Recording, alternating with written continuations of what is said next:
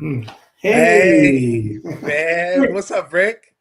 hey, not a whole heck of a lot. And first of all, we can go through introductions in a second, but I wanted to thank you for doing such a great job last week with the one and only John Macri. I was Oh, really unhappy I wasn't able to be on last week's show, um, and John just is such an awesome, not just IDP, but just an awesome fantasy analyst that it was a great show. And you and Iggy and um,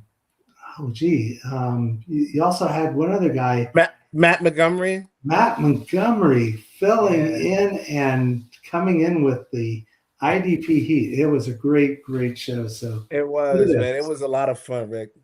And hopefully I'll get a chance to talk with him again. I told him offline that I subscribe to PFF largely just to get his content. I mean, uh, Mm, his stuff in IDP is so good and data driven, and uh, folks don't know Pro Football Focus, and I would guess most people into fantasy football know what PFF or Pro Football Focus is, but it's the data the actual teams use to make their decisions.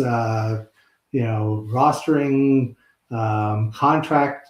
I mean, the detailed information that PFF analysts produce is, really just kind of like the high point of data driven analytics. So, and John being a great person to be able to read through all that stuff and give great advice to people. So if you're into IDP or if you're into fantasy football, definitely search him out. And of course, Tip, how are you doing today? I'm good, brother. I'm good. But you know what? Let's go ahead and bring on our guest because he's been sitting in the green room for a sec. And his name is Brian Dudak. He is an avid fantasy football player. He's a Detroit fan through and through. He loves his Red Wings. He loves his Pistons. I'm pretty sure he loves the Tigers too. So Yeah, we're gonna bring Brian in. Brian, what is going on, man? How are you, bro? I'm doing good. Tipping. It's Thursday, one day closer to Friday. So just counting down the hours now. That's it, man. That's it. Well, Rick, let's go ahead and get started, man. Let's get right into it. Okay, well, again, welcome, Brian. And in fact, I think before we dive into fantasy football and other sports Detroit related, let's find out a little bit more about you. So why don't you tell us about your background, where you're from? I'm guessing Detroit, but that isn't always going to be true if the person's wearing a Yeah. Detroit jersey, and what you do both in fantasy football and outside of fantasy football. All right. Yeah. I was born in Michigan, so I've been a fan of all the Michigan sports teams growing up. Live in South Carolina now, but I still find ways to follow all the Michigan teams down here. Fantasy football. I play fantasy football. You know, I don't do any of the content creating like Tip and some of the other guys do. Well, and you're missing. And speak of the devil, there's Greg Caldwell Kellogg telling us about what's up, peeps.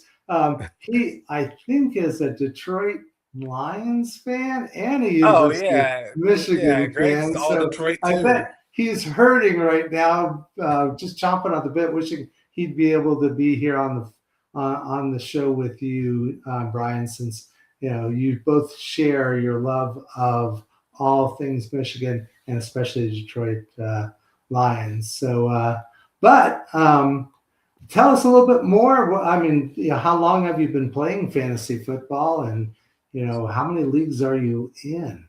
I'm in 6 or 7 leagues right now, and I've been playing for 10 plus years. used to play with friends in Michigan, and then when I moved, like I didn't play for a few years, and then I found some people on Twitter that do leagues, and I was able to get back into it.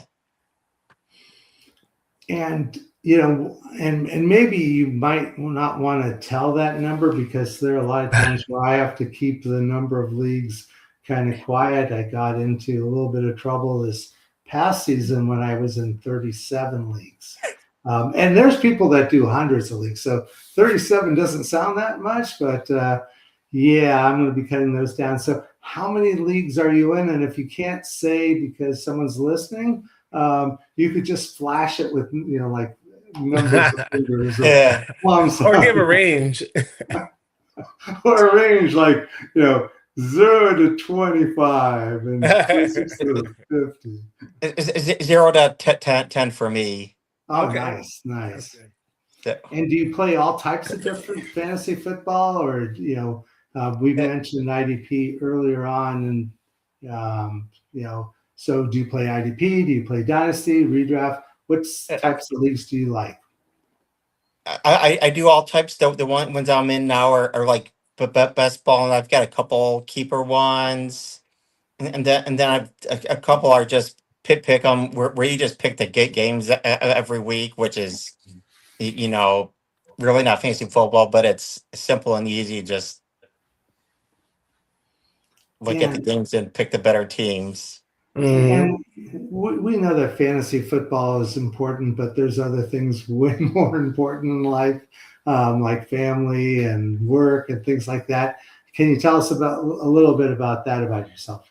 Yeah. The reason I moved to South Carolina is because like my brother and sister-in-law, they moved down here, and my parents ended up moving down. So I ended up going down just to be around family. So we're all in the same area, and I work as a paralegal.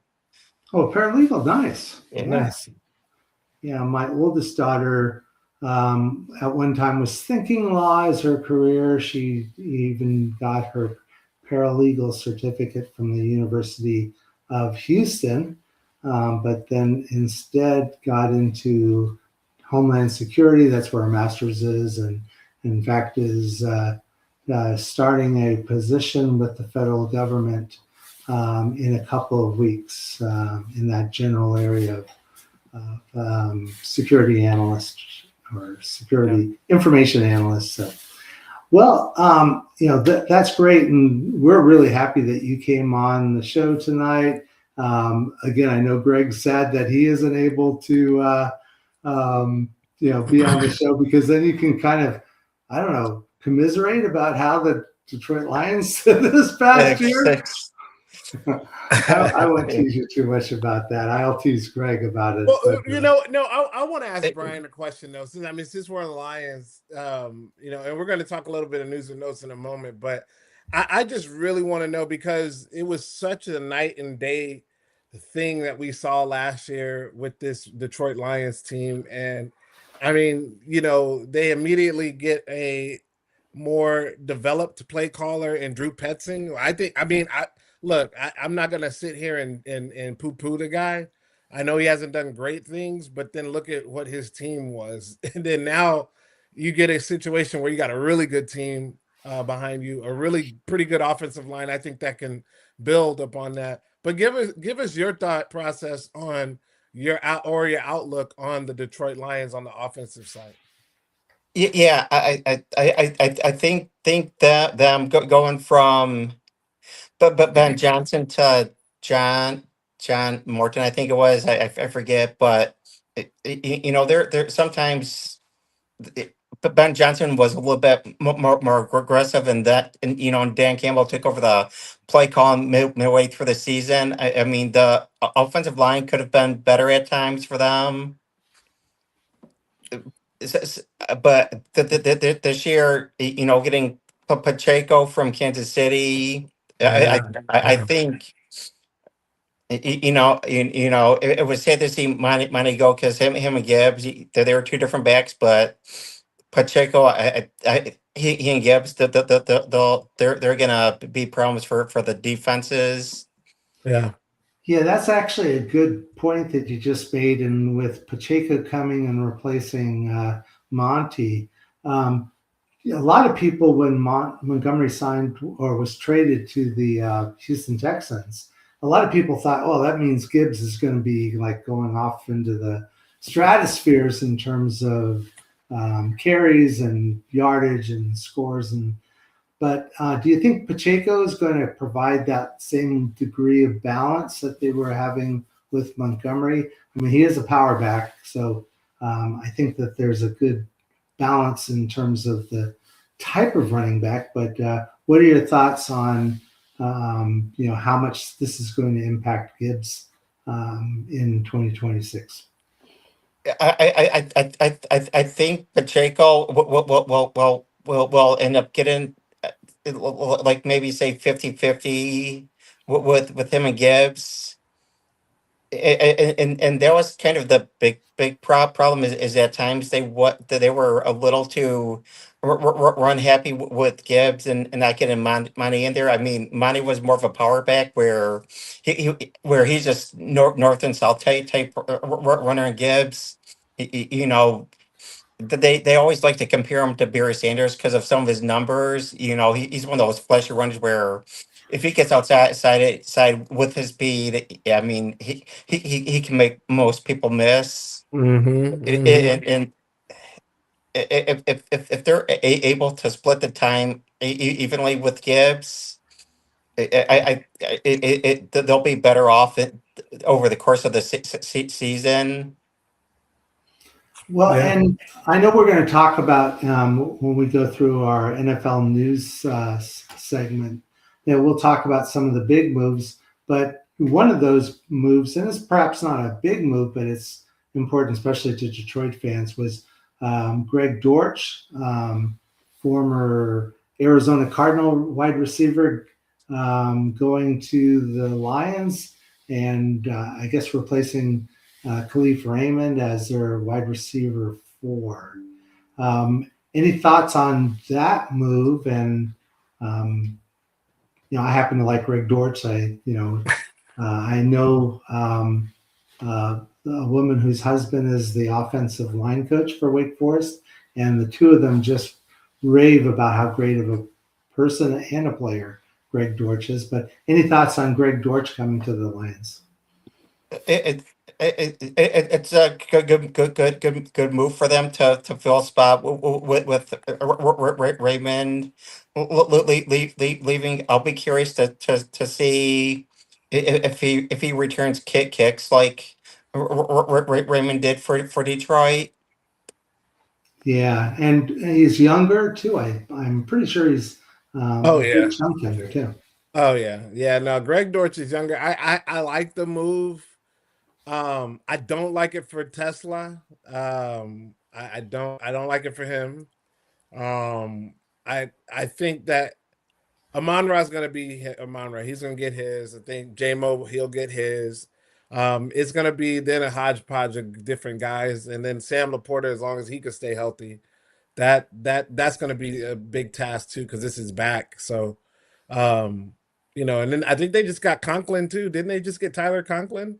Yeah, I saw yeah, that they just and cut Tyler Conklin. So I mean, look, hey, why not? Maybe the Detroit offense always utilizes a tight end, and Drew Petzing likes to use the 13 personnel. They're going to use a tight end. So hey, why not? I mean, if you're the Sam Laporta guy and you have him, which I have him in a dynasty league, I'm also going out there and getting Tyler Conklin as a backup. I mean, because Sam Laporta might be hurt in week 4 and might not come back again. Yeah. Conklin's good. Yeah. Well, and we'll talk more about the Lions, especially on the other side of the ball, where I think there is probably going to be a little bit more focus on the upcoming draft. But why don't we go into the NFL news segment? And Tip, do you want to start us off Yeah. with news on Justin Fields? Yeah, this one's funny. Justin Fields traded to the Kansas City Chiefs for a 2027 6th-round pick. Mahomes, there's no question he's injured. He was injured at the end of the season. Does this mean that, hey, is he not all the way ready? Are they, if is he not moving as fast along as everybody thought he had been? I don't know. It could be insurance because they really had no one else behind him at this point. It could be just something to get another body out there, but this one's intriguing. Brian, what do you think on this one? It was a strange signing for me because I mean Fields he was with Chicago and then the Jets and he's never really shown the flashes that of the quarterback everyone thought he was going to be. Mhm. You know, I'm guessing Mahomes may not be ready for the start of this season. Like Mm, they're thinking, or they're just bringing him in so he can play the preseason games and keep Mahomes on the bench and just let him get healthy before the first game. yeah. Yeah. What's kind of interesting about it, though, is that Fields and Mahomes aren't similar quarterbacks. I mean, Mahomes is able to run a bit, but he isn't like a Fields type of running quarterback. And so, it's kind of interesting to see how the rest of the team is going to respond to this, different type of quarterback leading them through the preseason. Now they're veteran; it's a veteran team, so I'm sure it's not going to be as difficult of a transition from Fields back to Mahomes as with a much younger team. But yeah, I thought it was an interesting move. I think the other move that caught my eye, and again, I am a Houston Texan fan, and Christian Kirk, did provide us with some good games, but the 49ers signing Christian Kirk to a 1-year contract, and they also earlier had added Mike Evans. So we're seeing them really fill out their wide receiver room. Any thoughts on how they're going to look with Evans and Christian Kirk? Yeah, go ahead, Brian. Yeah, I was surprised to see that the 49ers side signed Mike Evans. He's one of those guys I always thought he'd be with the Tampa Bay Bucks just because he's played his whole career there. And there's some players that just you figure they're gonna just play their whole career for one team. But I mean these are two good signings for the 49ers. They get more help for Purdy out there, and so they don't also have to rely on Greg Kittle so much. And they can use him more and not have to always go with CMC too. Yeah. Yeah, and again, the 49ers wide receiver room did have a number of questions. I mean, I guess I wasn't surprised at all by the Evans signing. Christian Kirk is I guess, a filling piece. But I think Evans is still a 1,000-yard wide receiver. He's also a big wide receiver, so he's going to give Purdy a nice red zone target. But again, I guess we'll have to see how the rest of how the draft shakes out too, because there's this, if anything, is more of a wide receiver draft, I think. So we'll see if the 49ers also look at a wide receiver early on. Yeah, like for me, I think it just screams that that they want to continue to run the ball. They want to continue to get Christian McCaffrey involved. They want to continue to keep the middle of the field open so they can keep Christian McCaffrey involved. And then if they want to, if they want, I don't encourage it, but Mike Evans can still take the top off. The reason I don't encourage it is because of the hamstring. But he can be one of those possession guys. He can be one of those guys in the red zone, as someone that Purdy looked to like George Kittle. He trusts him in the red zone, and if they can gain that trust, I think Christian Kirk could be a little sneaky in this one. But I really like this for Mike Evans, man. If they utilize him right, and you got to believe it's Kyle Shanahan, he's going to utilize him the right way. He's not going to if you're not going to intentionally go get him hurt. Everybody talks about the nuclear power plant stuff, but I mean, these players they're this is world class organizations. People like I don't think the doctors are great. Well, maybe not for Baltimore, but we'll get on that later. But anyway, but yeah, I think that it is I think it's a good move for them. I think it's good for Brock Purdy as well. Yeah, Tip, tell us about the quarterback change in Miami. Look now, so um, Tua Tagovailoa is no longer in Miami, and this happened a couple days ago where he signed with Atlanta for the veteran minimum at $1.3 million for a 1 year contract. Matt Gay, who just signed with the Raiders, signed for a $1.6 million contract. So this is a bargain of all bargains. I mean, Gardner Minshew got a crazy deal compared to Tua, and Tua's going to start. And I think we're going to get a motivated Tua. You got to remember, this is a really good team that he's playing with. He's got offensive weapons again now. He had weapons a couple years ago, and then they dwindled down and everybody got hurt. But now he's got Bijan, he's got Kyle Pitts, and he's got Drake London. And I really like what they're doing over there, man. And I really think that Tua can be fantasy relevant as a QB2, but that's about it for me. And look, they signed Johan Dotson as well, but like let's don't kid ourselves. Let's don't go that route. Not unless you are in desperate needs.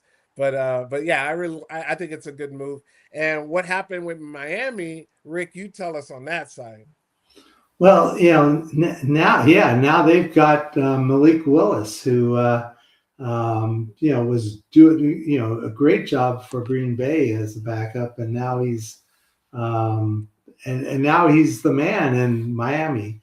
Of course, he doesn't have a lot of weapons. I mean, Devon Achane is great running back, but the wide receiver room. Malik Washington, Jalen Tolbert, Tutu Atwell, Greg Dulcich as tight end. So Miami's definitely looking at this as a complete rebuild. They did say that they would not trade Achane. So they probably could have gotten some pretty good draft picks and additional pieces on the defense, but that's going to be a team that's going to be hard to follow. I feel for my Miami Dolphin fan friends because they're looking at a long road in front of them, but we'll see. And I actually had one more question about in Atlanta. They had Michael Penix. He was a surprisingly high draft pick last season, and of course he got hurt with the ACL. But thoughts are that Tua is kind of like that insurance, much like Fields was insurance in Kansas City, or does I know they're saying there's a competition for the quarterback spot, but do you think that this is a 1 year deal for Tua, and he'll be there for the 1 year? Well, what are your thoughts on that, Brian? And then I'll give my thoughts. I think there's going to be a competition between Tua and Penix there.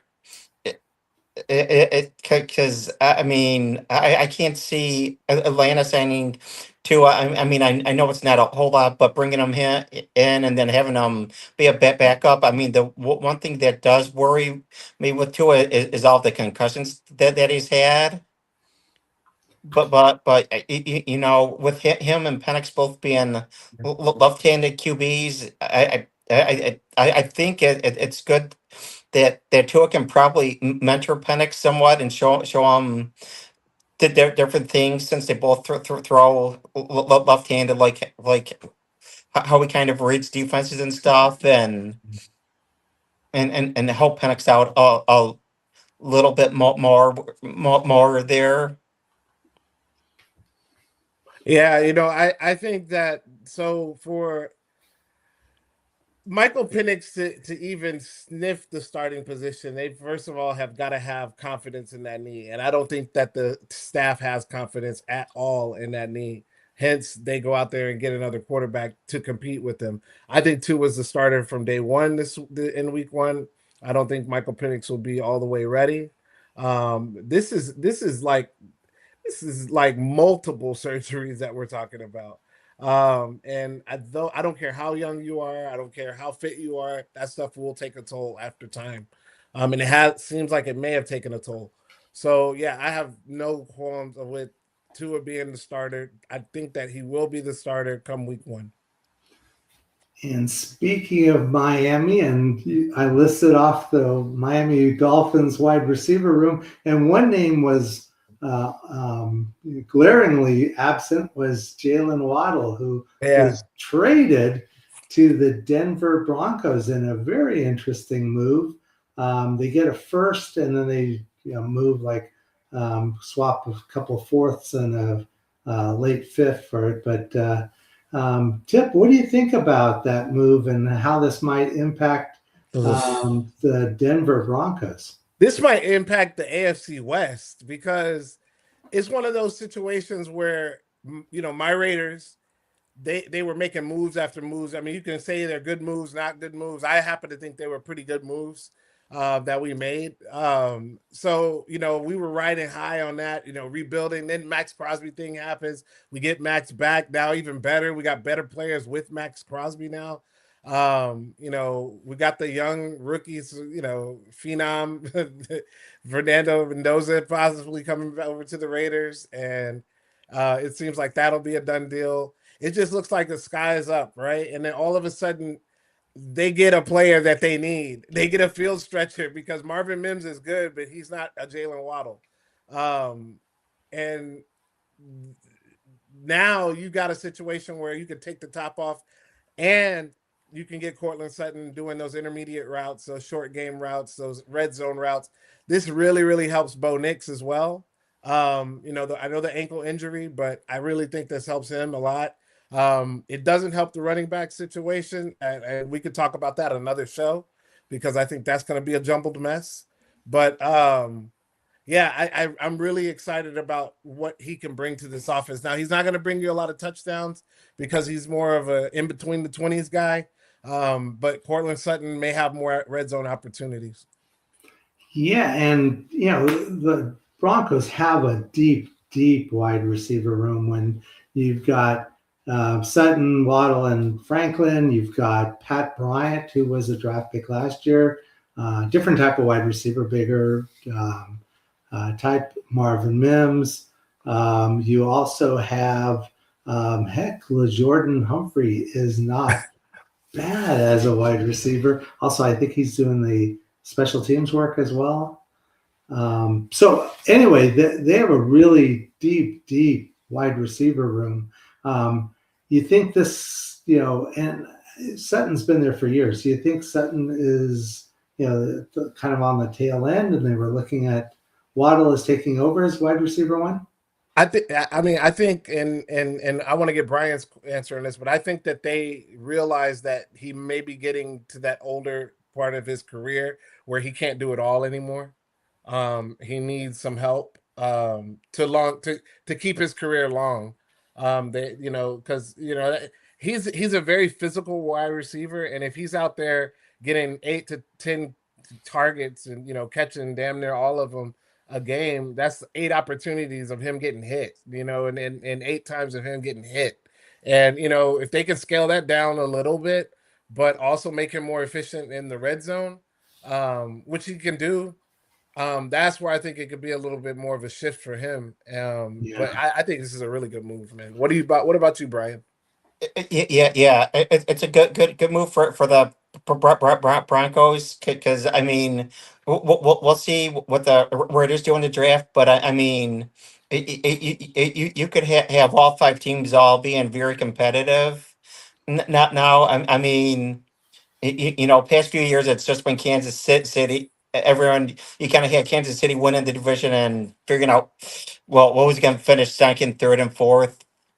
The Chargers with Harbaugh now, they're going to be up and coming. They've got like Corum, and getting while the Broncos now, they've got a deep threat attack where before it seemed like they were doing a lot of check down passes and of everything, and they really weren't stretching the field too much. And if you could throw that deep pass every now and then, the defenses have to honor it, and then you can open up the underneath stuff and get those, like, 2-3 yard passes that end up getting you 5, 10, 15 yards, and or runs even.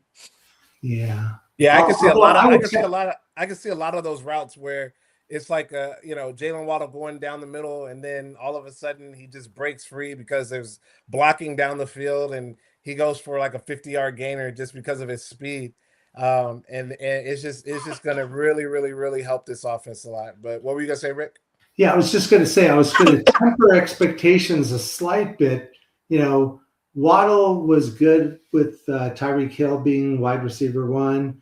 When Hill was out, he didn't always step up to take over that wide receiver one role. So, he's got a solid wide receiver one in Denver. And I think that he may be one of those types of wide receivers who's like Robin as opposed to Batman. And, this will end up being good for him as a performance, contributor, than if, say, going to a team that was looking at him to be the wide receiver one. But great wide receiver. I mean, he is a really good wide receiver. Yeah, it's So, gonna do really good things for that offense.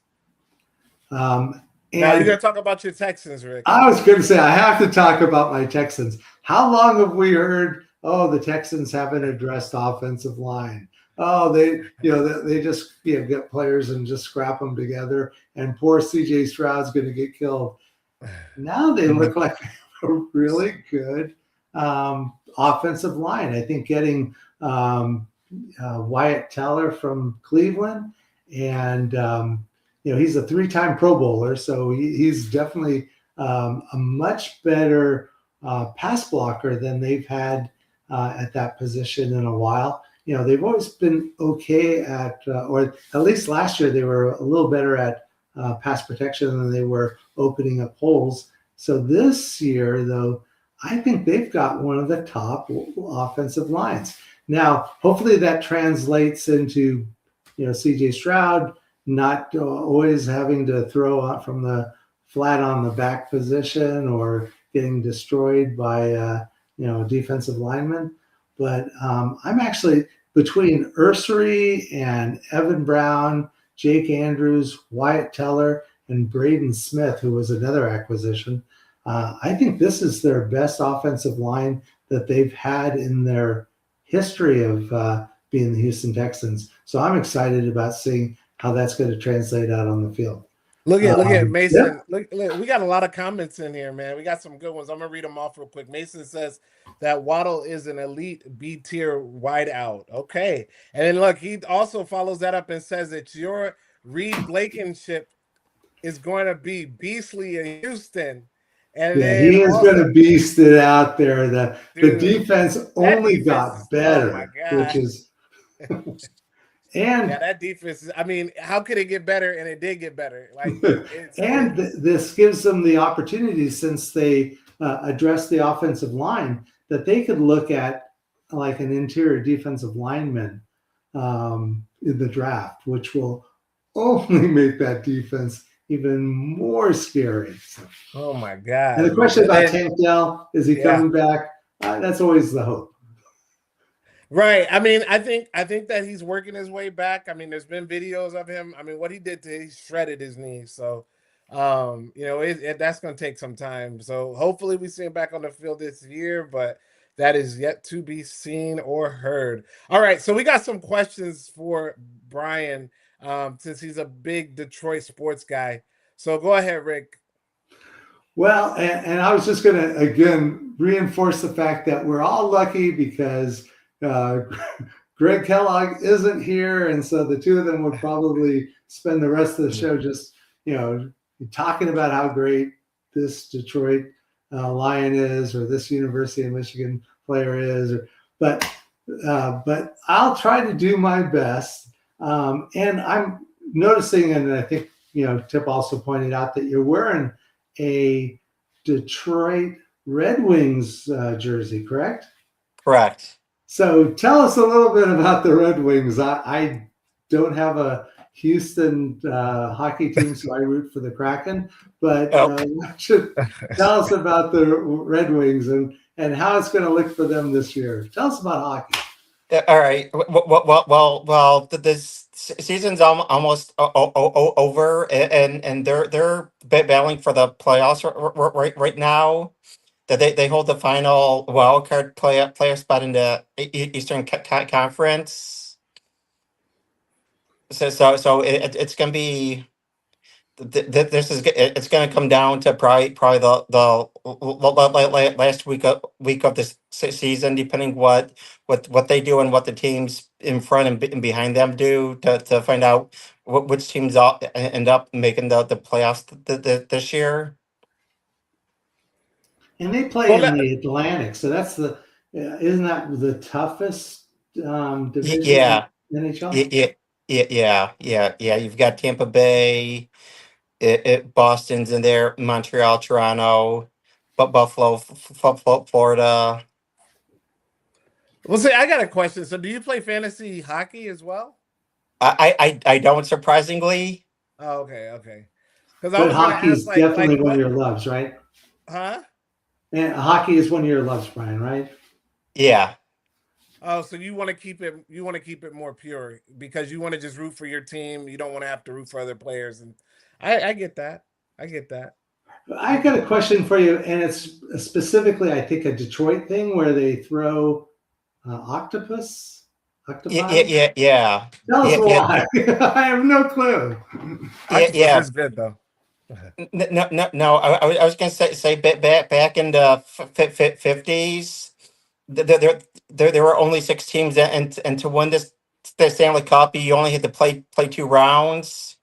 And win 4 games each round, which would be 8 wins. And a fan decided to throw octopus onto the ice one day for good luck for them, and they end up winning the cup. So it's become a tradition to throw octopus onto the ice now. All right. Have you done it? Have you done it? I haven't done it. Okay. That would seem fun. That would be something kind of hard to do, is to try to because they have to sneak in Yeah. You have to try and sneak it in and I thought they just had like maybe an octopus and sell like maybe have them on ice or something in the concessions, and it'd be like, look, hold octopus, $20 an octopus, trying to make a little extra bread, how they do. That's what they should do. I should be a PR marketing for them. That's how you do it. Well, I'll ask a quick question about baseball. Here the Houston Astros are one of the most popular teams in professional baseball, especially related to trash cans. But why don't you tell us about the Detroit Tigers team, which is actually a surprisingly good baseball team? Yeah. Finally, their draft picks and everything, like Tarek Skubal, 2 times Cy Young winner. I mean, he's been good. I mean, Riley Green. I've always been. I've actually. I'll be honest. I've liked the Detroit Tigers back. And I don't want to age myself, but Al Kaline and that era of baseball. They've always been a team that seems to always play hard without all the hoopla or the buzz that like the coast teams, the East and West Coast teams. So I've always liked the Tigers, but again, I have to still root for my Houston Astros. So, and Tip, I don't even know, what is your baseball team? Oh man, look, I'll be honest. I like the Yankees, and then I just stopped following baseball for a long time. And I think this year I'm going to get back into the baseball, not the fantasy side of it, because I played that a couple of years, but I'm gonna get back into the watching baseball because I didn't really watch a lot of baseball last year, and I heard that it's gotten a little better, like faster, a little bit more fan friendly, I guess, from a baseball standpoint. So I'm curious to see it. So I got all the streaming platforms because it seems like they're going to be on Netflix, Peacock. They're going to be on all sorts of different streaming platforms. So I got them already ready to watch some baseball this year. Yeah, baseball is great. It's like there's a history of it, but I think that there was heightened excitement around baseball because of the World Baseball Classic, Yeah. and you saw some countries, Venezuela came out of nowhere to win that, but there was a lot of national pride as well as just the excitement of baseball. There were a lot of great baseball games being played, and so I think that you'll see a slightly renewed interest. And I hope they do the game where they play it at Field of Dreams. Because Oh, that's that cool. was also kind of like a cool thing. It's kind of like in hockey when they play the one outdoor game, and it just makes the game very relatable and gives it a different look and feel. So lastly, and and I'm only sad because I hate seeing anyone get hurt, but the Detroit Pistons, who've been I think they're the leading team in the Eastern Conference, right, or Eastern Division. Yeah, Um, Eastern Conference. and they just had just a brutal injury, though. Kate Cunningham, who is one of the real great NBA players, had a collapsed lung. So, what are your thoughts on how that's going to impact the team? And yeah, how soon do you think he's expected back? Uh, uh, uh, how soon he'll be back? I don't know. I mean,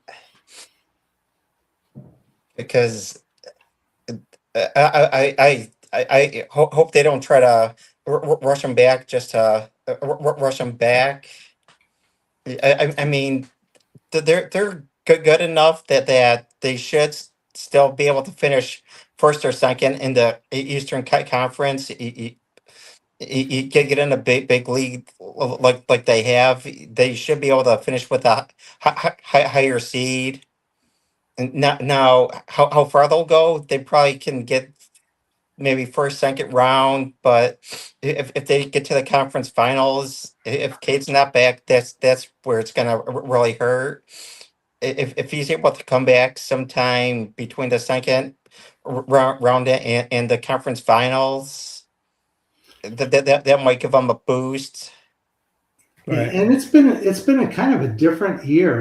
That you're starting to see some other teams that have been more successful this year. San Antonio's been doing great.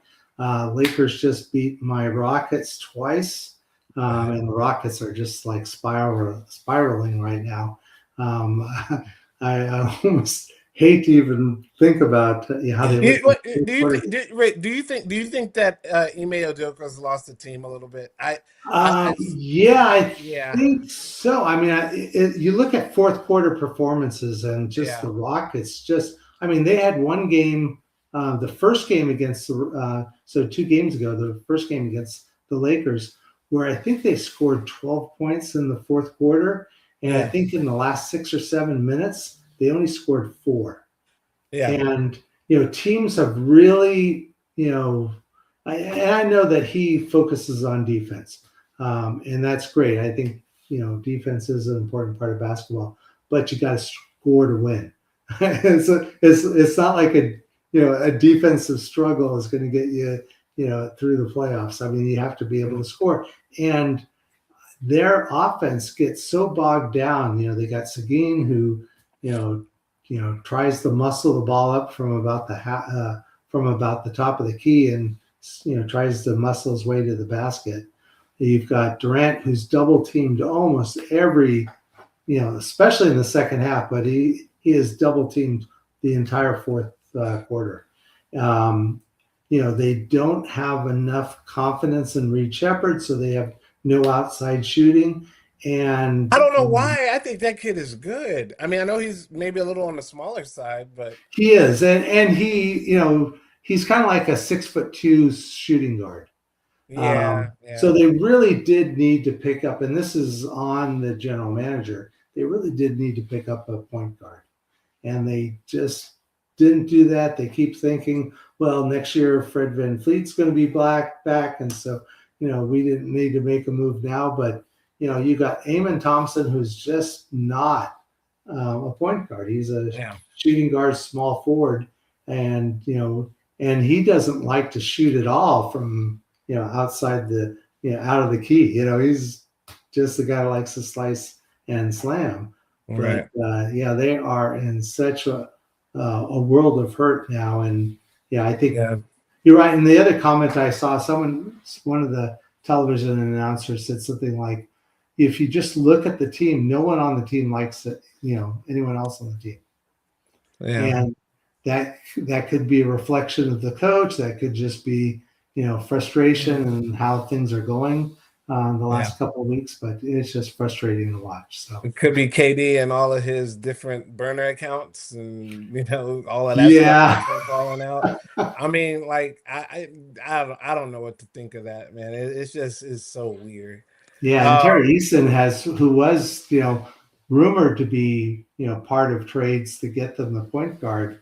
They kept him, and instead now he's just he's been almost a complete zero on offense. So it's frustrating. And as a Rocket fan who maybe basketball is my favorite sport to watch, it's really tough to watch. So now we already talked a little bit about Isaiah Pacheco and David Montgomery, leaving, going to the Texans. And then we also talked a little bit about Isaac Tesla as well. So I mean, we could jump right into a little golf talk, because this is this is where I'm going to sit down and shut up, because I know very little about golf. I mean, I know how the game is played. I do like watching the Masters that's coming up. But as far as that goes, like if we getting into some nitty gritty type stuff, I won't be the guy there. and all transparency. We actually were also having a guest who actually is a fantasy golf writer and podcaster, and so we were trying to find some connection between Brian and the other guest that was expected, and golf seemed to be the one common denominator. So Brian, I apologize in advance that we're going to look to you as being our golf expert. That's okay. Not sure what happened with the other guest. The fantasy golf part, I don't do, but if you're looking to get into it and you need to know what players to pick, Scotty Scheffler is number one player in the world right now. Then there's Rory McIlroy, Justin Thomas, Victor Hovland, Tommy Fleetwood, Matthew Fitzpatrick. Yeah, these are all. And then on the women's side, because I do follow a little bit of women's golf, just because Nelly Korda looks so good. Oh man, you about to make what's her name? What's her name, Rick? Hold on. Nelly Korda. Nelly Korda. Yeah, I was going to say something that like Nelly Briswellis, but my wife would come in Oh here with a wow. knife then. But you know, there was a Okay, show on Rick. Netflix where they Okay. kind of talked about, you know, the players on the tour, and there was another tour that was um, kind of controversial. I think it's the Live or LIV tour. Live, yeah. And so you had players that were on, it would be almost as if the USFL was started up and was attracting the stars from the NFL so that players then became, and with huge contracts too, because wasn't that what was happening? That the LIV tour was, you know, throwing some huge bucks out at some. Yeah. Because they're backed by the Saudi. Like the Crown Prince, they've got like as much money as they want.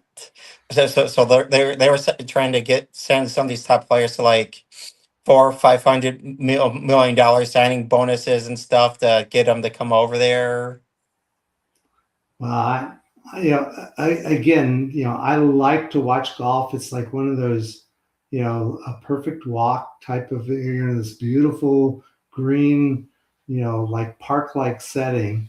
And except for the whole concept of hitting a small ball with an odd-shaped club, that would really, I found that to be very frustrating the few times I've tried it. So now, miniature golf or pee wee golf or putt putt, and it's called in some parts of the South, I can do that. And if we wanted to set up a fantasy league around putt putt golf, I think I could get Oh, into it. I will embarrass you at putt putt.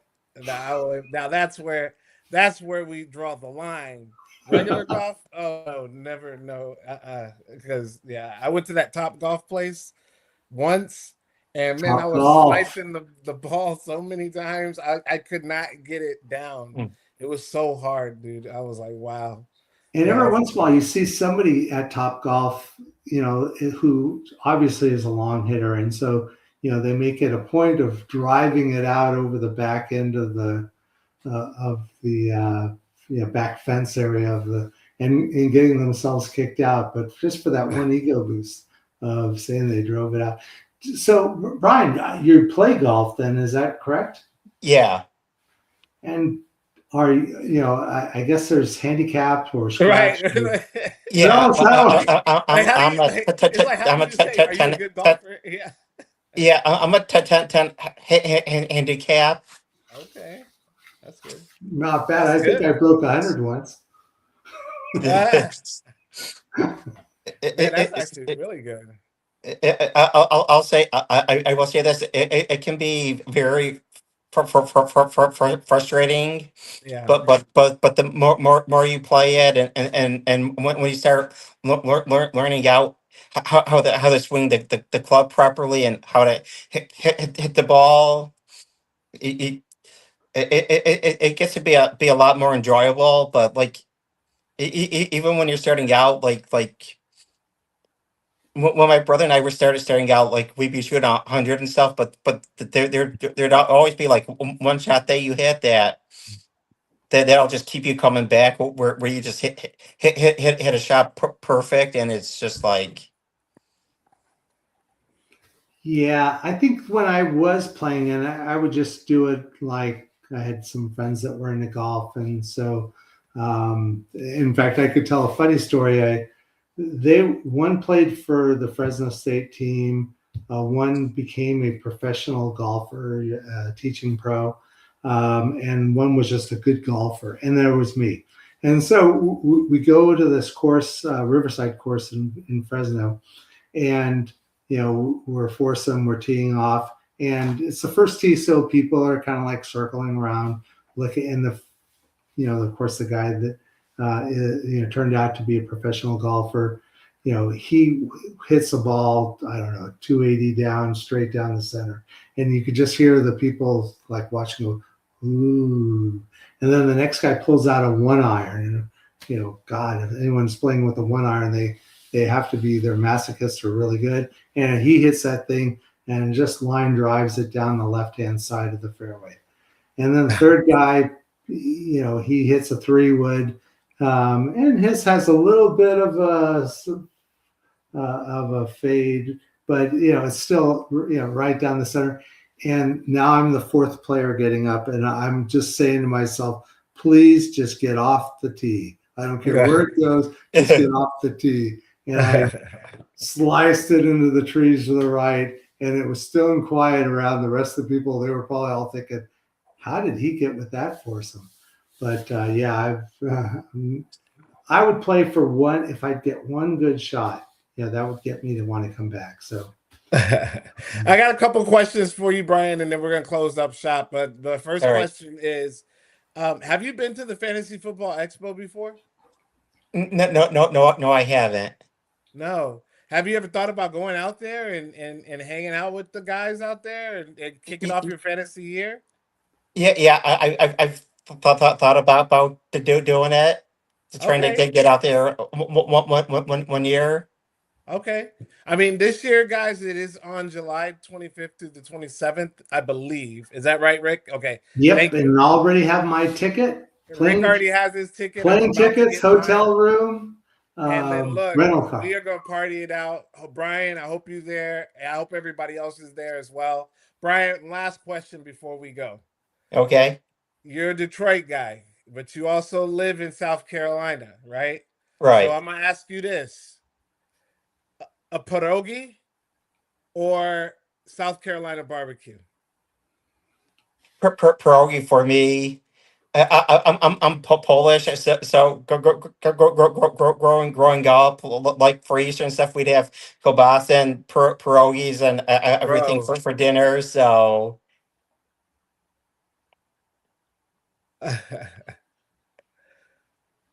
I'll be honest. I would have been that little meme of the girls saying, "Why not both?" Hey, there he is. Keith. Hey, sorry, What's I am, going on, right at the gun as usual. Very on brand for me. What's going on, guys? What's going on, brother? What's going on? We were just talking golf. Look, we're gonna bring you on because we got about 3 minutes. We want to talk some golf. Yeah. So talk to us fantasy about golf, especially some fantasy golf in general. How do we play it? Like, how do we get what's going on with that? So keep flipping everybody with fantasy six pack. By the way, there's two avenues. I feel like now that like fantasy golf, I don't know too many people that do like traditional fantasy leagues. There used to be. Now there's obviously DFS, which is awesome because you can do it for like just one round. You can do it for a whole tournament. But what's becoming really popular is what they call one and done leagues. So it starts at the beginning of the PGA Tour season. Every week you pick one golfer. You get like if they win $40,000, $400,000, that's what you get to your total. But you can only use the golfer once throughout the season. And then whoever at the end of the year, like their one pick, has the most money accumulated basically from tournament winnings ends up winning the leagues. And they're a lot of fun because there's a lot of strategy to it. Cause like, obviously, some tournaments, the purses are a lot bigger. So you would want to save like Scotty Scheffler, Rory, those kind of guys who do very well, in the biggest events.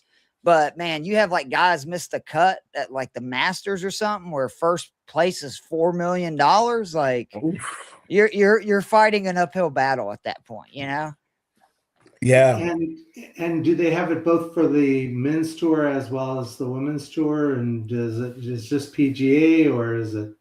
They do both for the one and done. I'm not gonna lie, I'm shocked they don't do DFS for the ladies. They do it for the European tour, and I don't even think they do it for the Live tour. But the unfortunately, like on DraftKings, which is I don't do FanDuel. I just how it is. You get more comfortable with one site, so that's like what I do both football and golf with. They don't have ladies events, which I tell people as somebody who used to be an assistant golf pro and worked in the golf business for forever. The women are actually who you should be trying to replicate their swings. None of us are going to be able to swing the golf club. Well, I shouldn't say none of us. Most of us are not going to be able to swing a golf club. Exactly. Because I mean, they have such better golf swings, to be honest. Because guys just swing so hard, and most of us would fall down if we tried to swing a club 100 and 20, 30 miles an hour like these guys are. But the girls hit it so far, like for their size and everything, they're swinging at speeds that we could, like replicate. And I always say, like, if you want to see a golf swing that you should emulate and try to, become in your own game, watch the ladies, not the guys. Because the guys on tour, they hit it so freaking far and they swing so hard. And the balance that it takes to be able to generate that much speed and for everyday folks not to almost fall over is almost impossible. To where, again, like the ladies, they have a lot smoother and, in my opinion, better golf swings than most of the guys. Wow, that's some pretty cool insight there that you're getting. And wait, we're gonna keep it rolling just a little bit longer, guys, because look, Keith, you can see the Atlanta jersey or the Atlanta Hawks emblem on his. Yeah. I can't say what his hat says. Let me see what his hat says. It's a Georgia golf. Go Dogs. He's a Georgia Bulldog. He's in the Atlanta area. Like, this guy's Atlanta through and through, and Atlanta has made some big changes here recently, especially with the Tua thing. And I really want you to get your bars off about this, because I know you got some good stuff to say. Oh man. The more things change, the more they stay the same. This franchise, man, it's like an abusive relationship at this point. Like I've been a Falcons fan for 3 freaking decades, like a real fan. You know what I mean? Like since I was basically 10, 11 years old, I have been a Falcons fan. And every year there comes a point, it seems to be earlier and earlier each season, where I'm like, I'm done with them. This is it. I'm not taking anymore.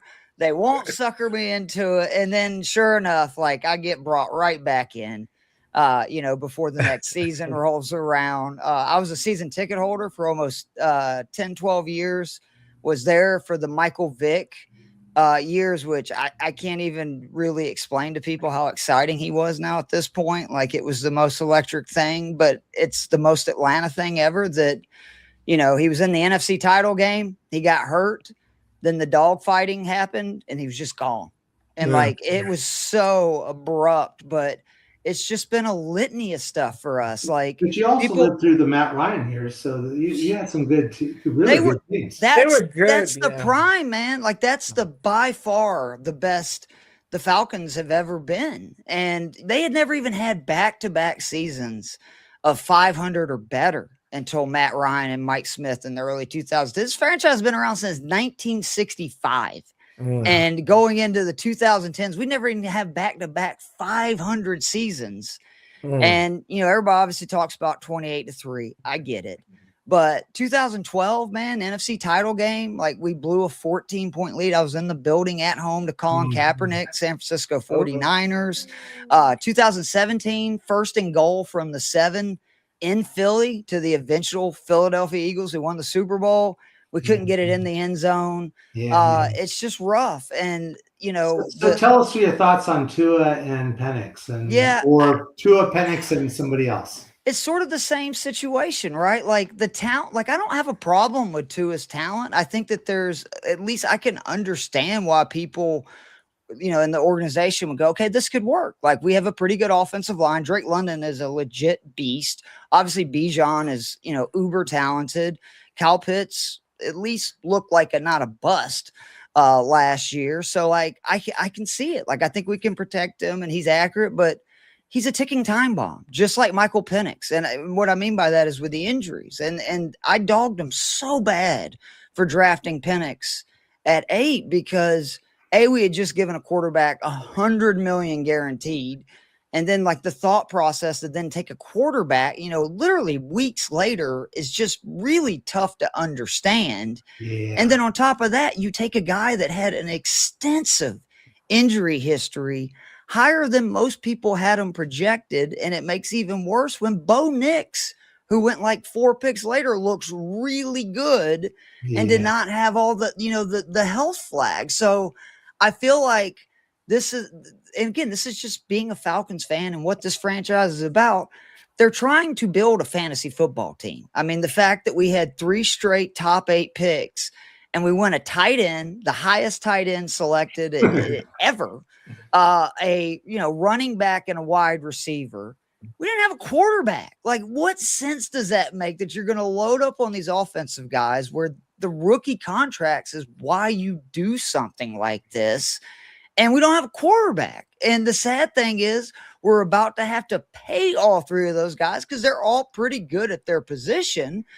And we still don't have a quarterback. So it's just like, and what's this going to year's not a happen? quarterback year, but next year, are you thinking that, Tua is a 1-year player? Penix may or may not survive, with the knee. And so someone like a Sellers or someone like that.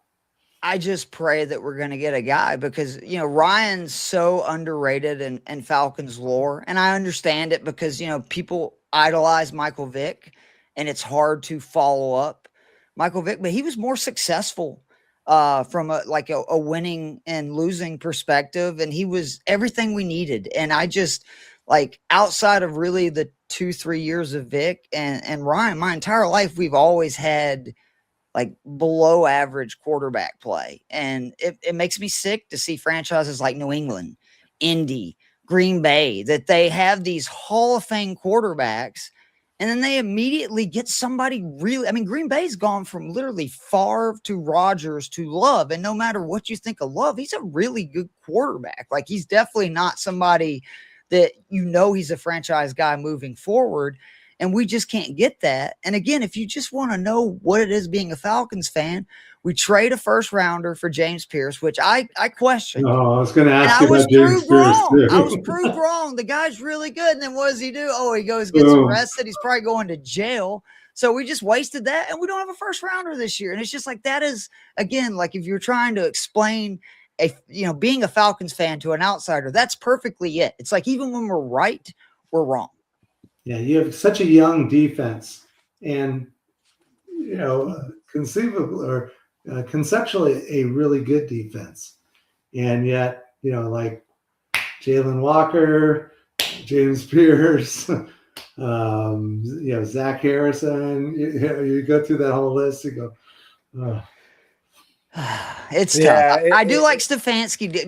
Where are you guys on that? Because it's it's a homer. You come around to where you're like, oh, I'm excited about this. But I do think he's one of the better coaches we've had in the last couple of decades. I think you guys are going to be pleasantly surprised on the offensive side, and he's got some good weapons there. Tua's the question mark. You got a good O-line too. I think he's going to do some really good things. I don't think he's had the talent because even when Cleveland was doing good, they didn't have the talent that this team has on offense. So, I think he can really do some nice things with it. It's just, is it going to take a little bit of time? Yeah. And when is it going to start clicking? And hopefully it's not too late. You're telling me because only the Jets have had a longer playoff drought than we have. We hadn't had a winning season since 2017. And in the NFL, that's impossible. I mean, every year a team goes from one of the worst records in the league to sneaking into the playoffs. And that's when people are like, what do you want? I just want to win 9 games. Can I just win 9 games? That's it.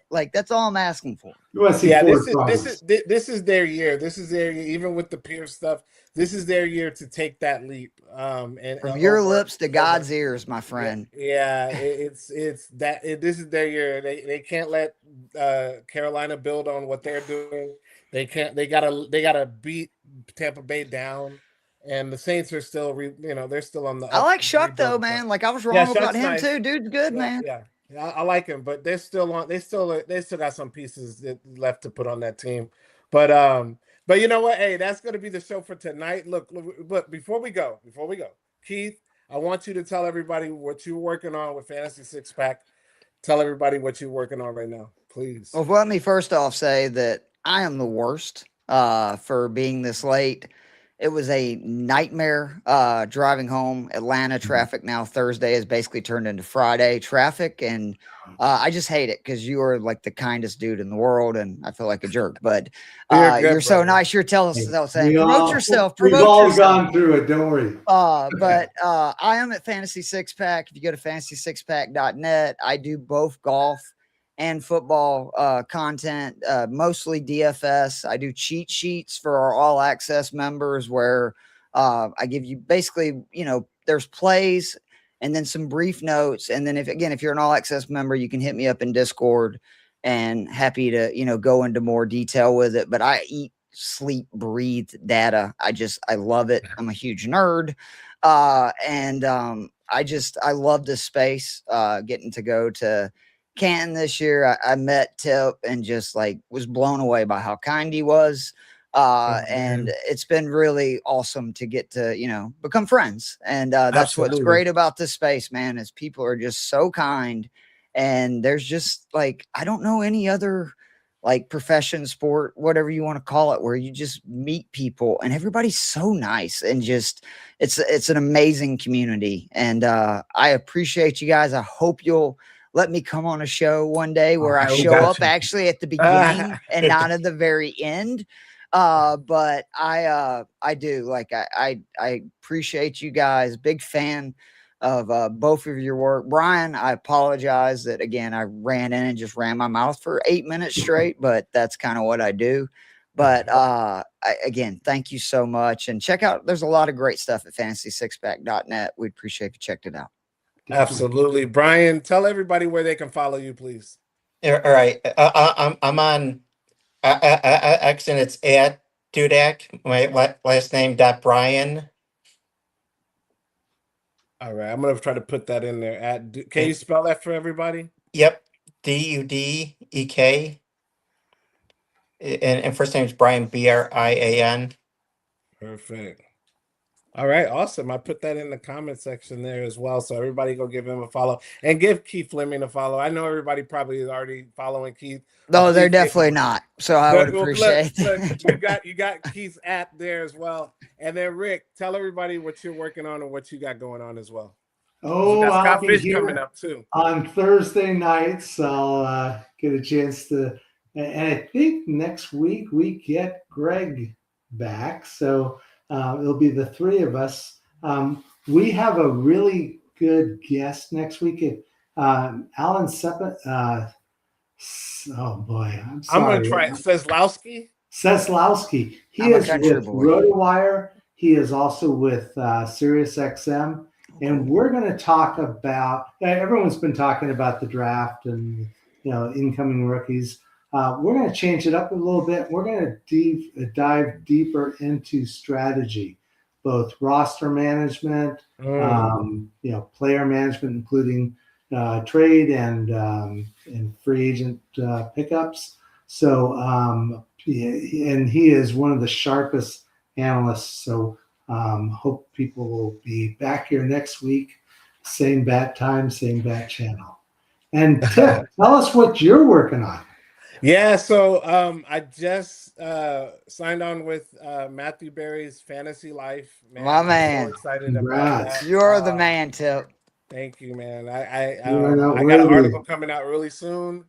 And I'm working on another one already, so that one should be out after that. So cool. And I also do work with Football Guys, Rotoballer. I do spaces on Wednesday night. Please come check out those spaces. Saw JC on them last night, and I know I've seen Keith in there before, and Rick as well. But man, come check it. And Brian, you've been in there too. So all you guys, please, Wednesday nights. They're a lot of fun. With me, Nico, and Natter. Man, we have a lot of fun. And next week, we got Scott the King Angle, and we got another guest that's on television for the NFL Network. This is what I'm talking about. He's gonna leave us, guys. That's what I'm worried about. Is Tip's gonna be hanging out with Matthew McConaughey and stuff in a few weeks. And he's gonna step on my fingers as I hold the ladder as he climbs to the success. But man, please, we put a lot of work into those spaces, and we want to turn this into something big. So this is going to be a lot of fun. And then, of course, the Thursday Checkdown every Thursday with you guys. And I can't wait till next week. It's going to be exciting. This one was a great show. Let's go ahead. We're out, everybody. Peace.